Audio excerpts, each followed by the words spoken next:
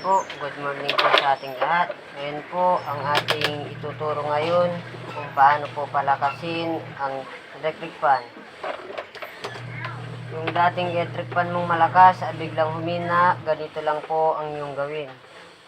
Yan po, sasabi po natin at tignan natin number 1 po. Yan po, kung makikita mo, dahan-dahan lang po siyang umikot, hindi po siya mabilis. Number 2, number 3 po. 1, 2. Yan po.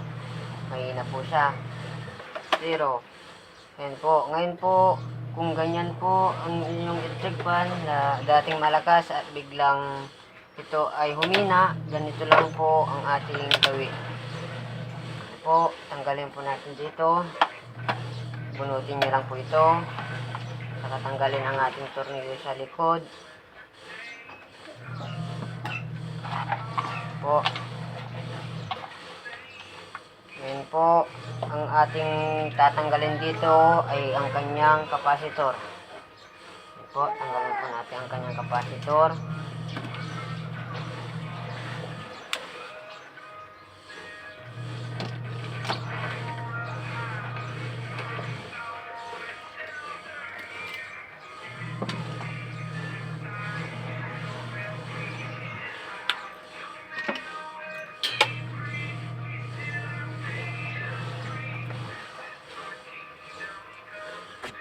Po. Ito po yung kanyang kapasitor na electric fan. Yan po, testerin po natin ang kanyang voltage. Yan po, kung makikita nyo, 0-0 po. Ang kanyang voltage po ay 1.5. Yan po, ilagay natin sa tester kung ilan po ang magiging voltage niya. Yan po, kung makikita nyo po ay sobrang baba na po ang kanyang voltage ng capacitor. Siya po ay 0.5, 0.6 lang po. Dapat po ang kanyang reading ay 1.5 po siya. Kailangan pong malakas. Yan po, palitan po natin ng bagong capacitor. Yan po, ang kanyang capacitor. Yan po, ito po yung ating ipapalit na capacitor. Ang kailangan po kung ano po ang ating itinanggal na capacitor sa ating electric fan, ganun din po ang ating lalagay. Sakali po ay 1.5 po siya, kailangan po ang lagay din natin dito ay 1.5 rin po. Ito po 1.5 po. Kung makikita nyo. Ito po, lagay po natin dito yung bago.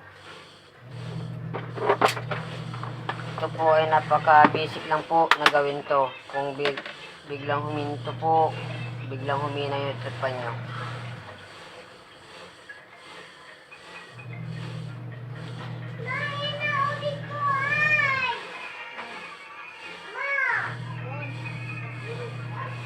Ayan po, lagyan po natin ng ano.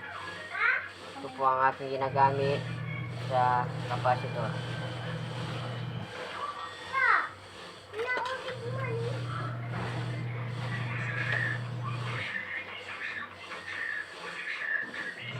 Ito po ay kahit magkabaliktaran, wala pong diferensya. Hindi po yan puputok. Kaya kahit sino po ay kayang-kaya nyo po itong ilagay o magpalit ng kapasitor kung ito ay biglang humina.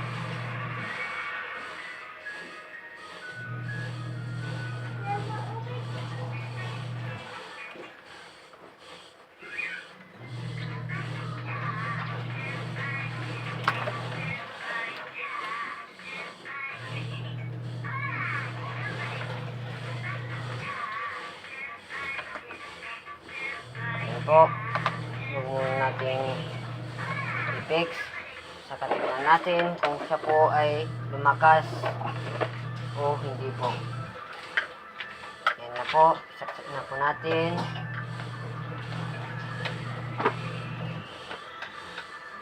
number 1 lang po natin. Yun. Mapapansin niyo po ay number 1 lang po ay sobrang lakas na po niya. Ito, 0. Number 1 po ay ito ay biglang umikot agad-agad po dahil po sa kanyang capacitor na bago. Number 2, number 3.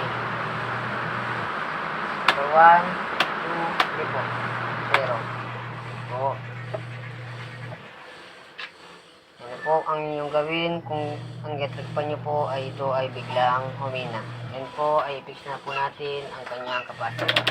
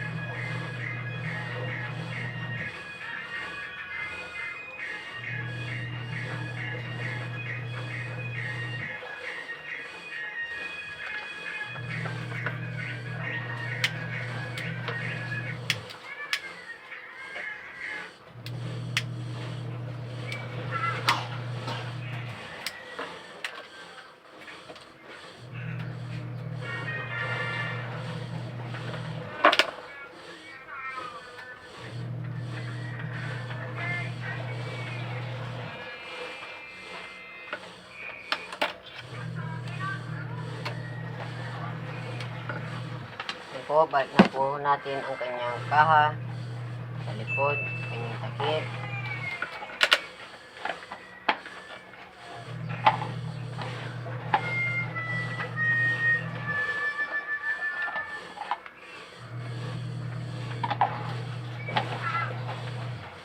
Lagyan natin yung kanyang steadyan.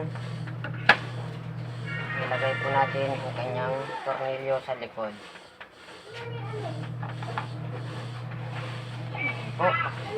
Ganun lang po kadali na ayusin ang isang electric pan na ito ay biglang humina. Yan po, number 1. Malaki na po kumpara sa kanyang dating mahina po. Number 2, number 3 po. 0. Yan po, sana po ay mayroon po kayong natutunan sa aking video na to. Maraming salamat po.